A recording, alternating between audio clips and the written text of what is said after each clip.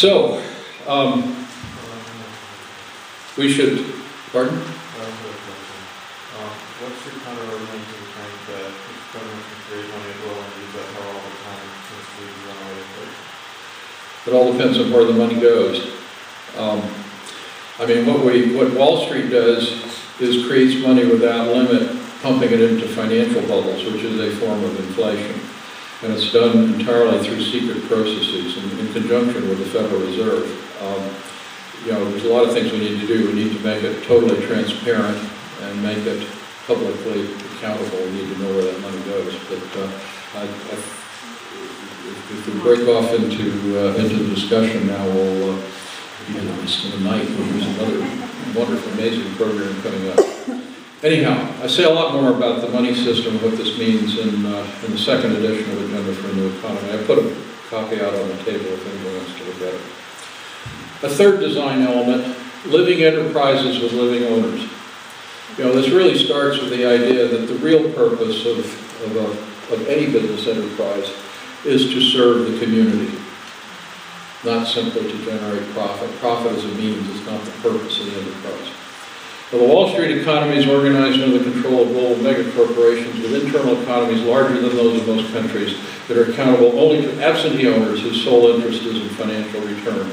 And even those in this room who may be socially responsible investors, if we hold money in a retirement fund or a mutual fund or whatever, generally we have no idea what companies we actually own or what they're doing. All we know is what is the financial return.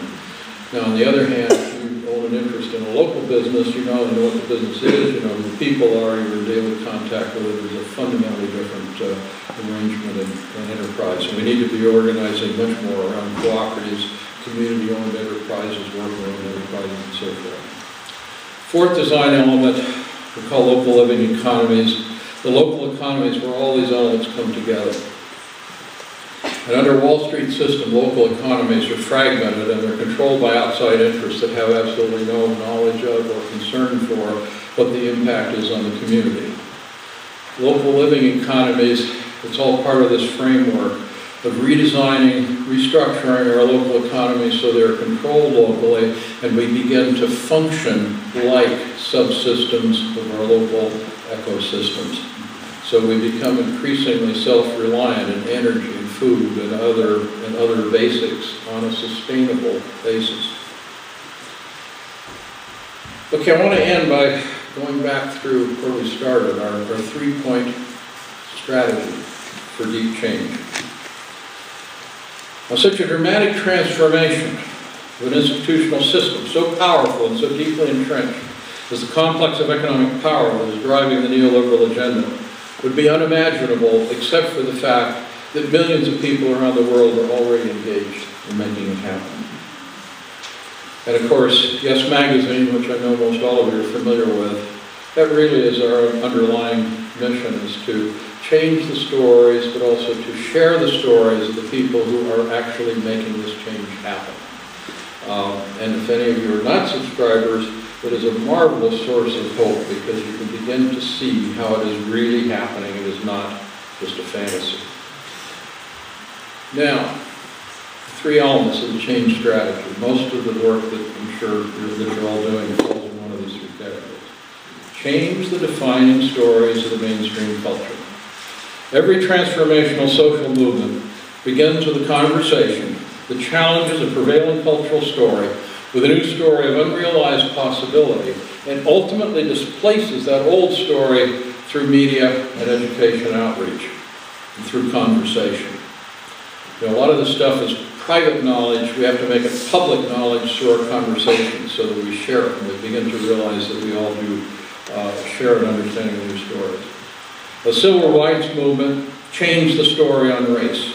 The environmental movement changed the story about the human relationship to nature. The women's movement changed the story on gender. And as these stories changed, the society began to shift accordingly. We still have work to do, but these changes are very dramatic and within the lifetimes of many of us in this room, so we've seen how that happened. Our current task is to change the prevailing stories about the nature of wealth, the purpose of the economy, and our human nature, among others. Change the story. Number two, create a new economic reality from the bottom up. These are people who are supporting locally owned human-scale businesses and family farms, developing local financial institutions, reclaiming farm and forest lands, changing land use policies to concentrate population in compact communities that reduce automobile dependence, retrofitting buildings for energy conservation, otherwise working toward local self-reliance in food, energy, and other basic essentials. This is the work, for example, of the Transition Towns movement, which I know is very active here on Whidbey. I serve on the board of the Business Alliance for Local Living Economies, BALI, which is a support system for people building their local economies. Third element, change the rules. This is the public policy thing. Our current rules generally favor Wall Street over Main Street, favor financial interests over human interests.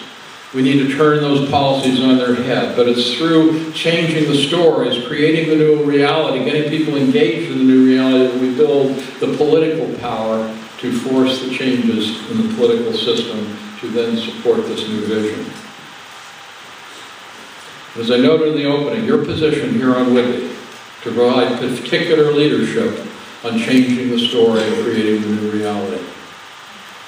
And this work you are doing potentially has planetary significance.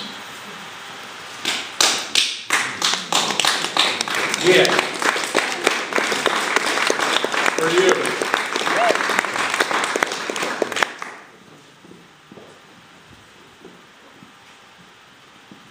We humans are engaged in a monumental work of reinventing our societies and ourselves. It is the most exciting intellectual challenge and creative opportunity in the whole of the human experience.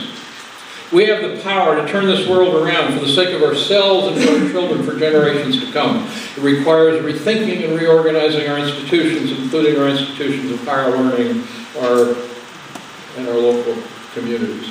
Now is the hour. We are the ones we've been waiting for. Thank you.